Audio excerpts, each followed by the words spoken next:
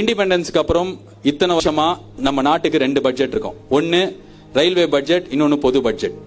Railway அப்படின்ற train ஓடுற ஒரு விஷயத்துக்கு ட்ரெயினுக்கு தனி பட்ஜெட் இருக்கும்போது ஒரு நாட்டோட 70% பாப்புலேஷன் அக்ரிகல்ச்சரை டிபெண்ட் பண்ணிருக்கு. அக்ரிகல்ச்சருக்கு இது பட்ஜெட்டே கிடையாது.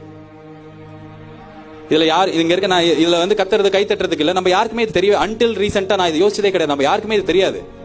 சோ எனக்கு சொல்யூஷன் வேணும்னா நான் சொல்யூஷன் தானே கேட்பேன். ரோட்ல போய் என்ன ஆக போகுது?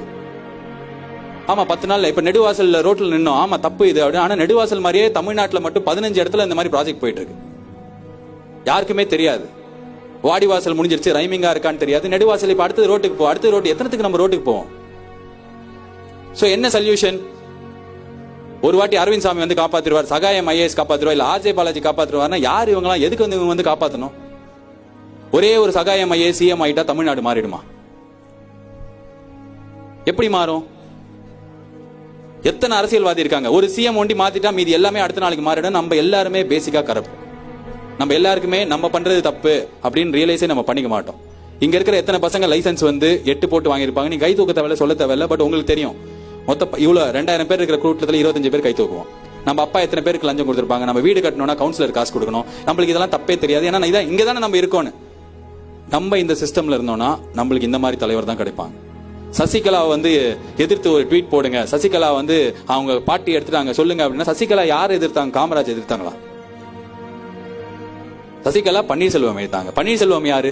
அவங்க கூடிய தான் இதுக்கு முன்னாடி 4 வரைக்கும் இருந்தாங்க. சரி, இவங்கலாம் தேவையில்ல, ஃபர்ஸ்ட்ல இருந்து எலெக்ஷன் வைக்கலாம். எலெக்ஷன் வச்சா யாரு வருவா? ஸ்டாலின் வருவா. சோ யாருக்கு நம்ம சப்போர்ட் பண்ண முடியும்? யார் இன்ஸ்பிரேஷன்? சோ என்ன சொல்யூஷன் அப்படின்னா, இந்தியாவை அரவிந்த் சாமியாலோ, தமிழ்நாட்டை சகாயமாலேயோ, ஆர்ஜே பாலாஜியாலோ, சித்தார்த்தாலேயோ, இல்ல வேற யாரோ ஒரு நடிகராலேயோ, ஒரு சோசியல் ஆக்டிவிஸ்டாலேயோ மாத்த முடியாது. என்னால என் கூட இருக்கிற 4 பேரை மாத்த முடியும். என்னோட சரௌண்டிங்ல என் கூட இருக்கிற 4 பேரோட கண்ட்ரோல் ஒண்டி தான் என்கிட்ட இருக்க முடியும். அதுதான் உங்க எல்லாருக்கும். You can be the only difference in your whole life.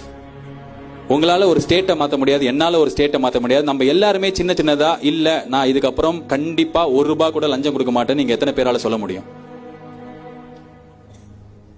லைஃப்ல எவ்வளவு விஷயம் இதுக்கப்புறம் தான் நடக்கும். காலேஜ் விட்டு வெளில போனதுக்கு அப்புறம் தான் you will see the real world.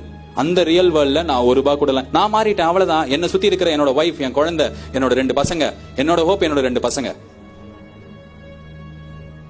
இந்த 2 பசங்களும் எனக்கு எதுவுமே ஆக தேவையில்ல, ஆர்ஜே ஆக தேவையில்ல, ஆக்டர் ஆக தேவையில்ல, இன்ஃபேக்ட் எதுவுமே ஆக தேவையில்ல. அவனுக்கு நல்லவனா யாரையுமே ஹர்ட் பண்ணாம, அப்பா இந்த 2 பசங்க ரொம்ப நல்ல பசங்கன்னு அவனுக்கு இருக்கிற வரைக்கும் இருந்தானுங்களா போதும். எனக்கு அந்த வேல்யூ ஒண்டி இருந்தா போதும். நம்ம எல்லாருக்குமே ஏதாவது ஆகணும். ஆனா அதை கரெக்டான வழியில நம்ம ஆனோம் அப்படின்னா, we don't need a third person to lead us. நம்ம லைஃப் நம்ம லீட் பண்ணிக்கலாம். எனக்கு வந்து இந்த ஸ்டேஜ்ல வந்து இவ்வளவு பேசுறியா, நீ பிஜேபி திட்டுறியான்னு வர கேட்கறானுங்க. ஏன்னா வந்து நீ இந்த கம்யூனிட்டி அந்த நான் எந்த கம்யூனிட்டியுமே இல்ல. என் வீட்லயே மொத்தம் 5 ஜாதி இருக்கு.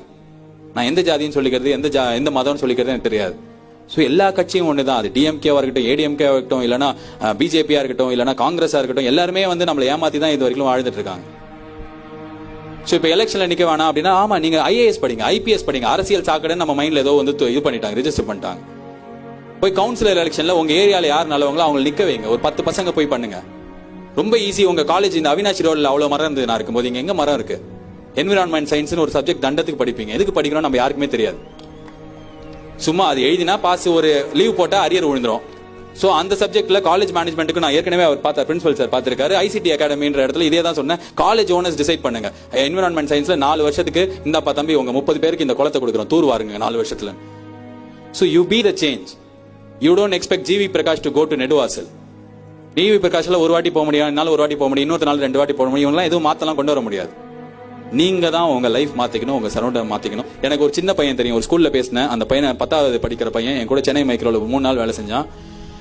நெக்ஸ்ட் டைம் நான் அவனை பார்க்கும்போது அவன் தெருவில் இருக்கிற 17 பேருக்கு அவன் ஆதார் கார்டு வாங்கி கொடுத்திருந்தான். எழுத தெரியாத படிக்க தெரியாத ஆளுங்களுக்கு. அவன் இந்தியாவை மாத்தல.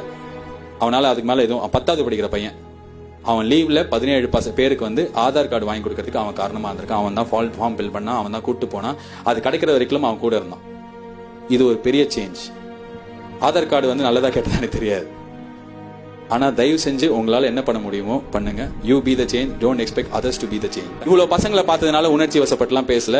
நான் பேசினா ஏதாவது ஒரு 10 பீஸாக்கு ஒரு பையனுக்காவது அது யூஸா இருக்கணும் அப்படின்னு நான் எல்லா ஸ்டேஜையும் பாக்குறேன்.